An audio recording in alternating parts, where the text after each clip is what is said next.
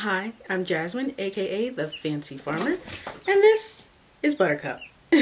She's probably about to fly off. Yeah. Buttercup, what are you doing? So today we're going to be talking about how I got started keeping chickens. And I've answered this a few times really quickly on TikTok, especially on live, but I wanted to give the full story. If you hear anything, it's just a couple of chicks. They're doing what they do. So it all starts with a field trip in elementary school. We went to a farm and it was so much fun and it has shaped the rest of my life. What happened was that day we got to run around and we got to milk a cow, which I did not do very well, but would still recommend you do. It was so much fun. And that day, I also got stung by a bee right in the middle of my forehead, which is probably why my forehead is so big. But it's also why I am petrified of bees to this very day, which is important for later on in the story. And most importantly, I vividly remember sitting down, having a chicken walk over to me and sit in my lap. And then I pet her and she fell asleep. And I just kept petting her. And it was one of the most serene, peaceful things that I've ever done. And so it's something that has shaped me for a very long time. Now fast forward to 2019 and just about anyone who comes in contact with me knows that I love chickens, so much so that me and the guy that I was dating, nay, the guy that I was engaged to, story for another day, we were visiting his parents who used to be farmers. However, they weren't farming anymore at that time. However, they had extended family who still had some farm animals. So they're like, okay, cool, let's jump in the car and let's go visit this extended family member. We get there and she has silky chickens, all kinds of chickens. I really wish I would have taken pictures, but I do have this terrible picture of me petting one of her emus. Oh my goodness, I had so much fun. And it really reignited the fact that I wanted to keep chickens as soon as I possibly could. At that time, I couldn't because we were staying in a condo, but the next year in 2020, we moved into a house. And while it wasn't a lot of space, it was enough space for me to work with. But you also know what happened in 2020. In 2020, the world shut down and we moved into a house literally like as the world was shutting down. So I spent the better part of 2 years just looking at chickens. I would go to Tractor Supply and just look at chickens. I would read about them. I wasn't in, but I was reading things that were posted in chicken groups and discussion boards and so on and so forth. I wanted chickens like nobody's business. However, I was too afraid to do it. I was also in school. I was earning licensure. I was opening a business on top of making products as well. I was burning the candle at both ends for sure. Come 2022, I was stressed. Little did I know that burnout was right around the corner. So on top of that, we were also just starting to come out of winter, which is not my favorite season for a plethora of reasons. March comes around and I'm just like, I'm gonna go ahead and just get chickens. I went to Tractor Supply, found out that there's apparently a 4-bird minimum. I only wanted like 2 or 3, but there was a 4-bird minimum. Like, okay. They didn't have all the breeds that I wanted at the time because I wanted colorful eggs. However, I was like, okay, I'm not gonna miss out on getting at least one of the breeds that I really wanted, which is how I ended up getting the Welsummers and the Starlights first. And me being me, I'm like, okay, so when I come back, I should be able to just purchase 1 or 2 more birds and be perfectly fine. Well, come to find out, that wasn't true either. So A week later, I call and they have Easter eggers. Say less, I'll be there in 30 minutes. I get there and I'm like, okay, well, I just want 2. And they remind me again, it's a 4-bird minimum. And I'm like, I literally just bought birds less than a week ago. I can prove it. They speak to their manager. It's a whole thing. And the manager still says it's a 4-bird minimum.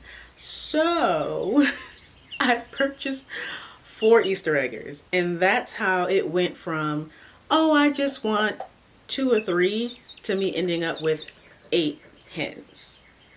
Yeah, what a time. But honestly, I was ecstatic. Like I said, I spent 2 years going to Tractor Supply and just looking at chicks. And I was looking at their coops. I was fully enamored. Where are you going? And so now I've been keeping chickens for 3 years and I'm just now adding more to my flock. And the 3 that I have currently are named after the Powerpuff Girls. So like I said, this one is Buttercup because she was something the first couple of days that I had her. And then the one that flew away is Bubbles. And the one that you haven't seen, that's Blossom, because she's the first one to do everything. These babies are, hello. Currently these babies are 3 weeks old and they are really starting to feather. It's beautiful. So yeah, this all started because of a field trip that I took to a farm, 25 years ago. That's crazy to even say. Don't try to guess my age, that's not nice. However, it doesn't stop here. And I will tell you, gardening and chicken keeping are gateway drugs. I don't care what anyone has to say, because it starts with a couple of chickens, then you want more chickens. Don't peck your sister.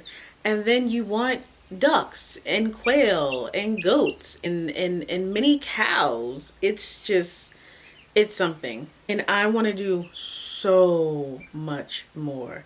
I want more chickens. I definitely want some Moran. And I also want to get more into regular gardening.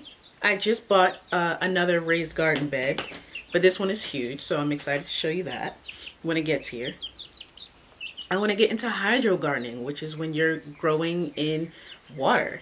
I want to get into beekeeping, which is hilarious because I'm deathly afraid of bees. So I don't know how that's gonna go, but I'm willing to try. I want to get into canning and just preserving things in general, because usually whatever I grow, I use at that point in that season, and then that's just it. And I will give anything that I have extra away to like family and friends, which isn't a bad thing, but I would really like to learn preserving and canning. And I want to be able to, I know it sounds crazy, but I really want to be able to farm my own seafood. So if I can farm my own shrimp and my own fish, like maybe tilapia, because I don't think I'll have enough space to do a bigger fish like salmon, that would be incredible. And it's not something that I've seen anyone do. That would be a big learning curve, because I'm not sure if that's something that you can really do on a small scale, but I'm willing to try it out and I'm willing to learn. Something else I'm really excited about, winemaking. I just figured, hey, it would be something nice to do, and apparently it's not very difficult nor very expensive. It would be a cool thing to know how to do, and you know, I make some good wine, share it again with friends and family, and they're like, oh, where'd you get this from? And it's like, I made it. I want to do it to be able to say, I grew this, I raised this, I did this, I know where this comes from, I conquered my fears, and also I did things that other people want to do and just won't do. So it's really for, I guess you could say, a personal flex. Because how many people do you know will research things till they're blue in the face, but won't actually take any action? There are people out there who are far more resourceful than me. They have more time, they have more money, and they have far more space than I do. And yet they haven't purchased a single bird. They haven't made any moves towards gardening. They haven't done anything. They just continue to read and watch videos, but they don't take any action. At some point, you have to get tired, and not to be a cliche, but just do it. You've researched ad nauseum, and now it's time for you to actually do the thing. Don't get me wrong, there will always be a reason for you not to do it. When are you gonna stop making excuses? Do it. You might not do it perfectly, but so long as you're not hurting anything or anyone or breaking any laws, you'll be fine. Trust me, you will learn along the way. Think on your toes, you'll be fine. So I hope this helps to answer how I got started, why I got started, and also I'm really hoping that you'll join me on all the things that are coming up, because hopefully within the next couple of years I will be moving out into more space. I definitely want some proper acreage. Nothing too crazy, maybe 5 to 10 acres would be good, but I want some more space. Till then, and hopefully beyond, I hope that you will stick with me and possibly consider subscribing. Tell your friends about it. I gotta turn off the camera. How am I gonna do this? Can you hang on?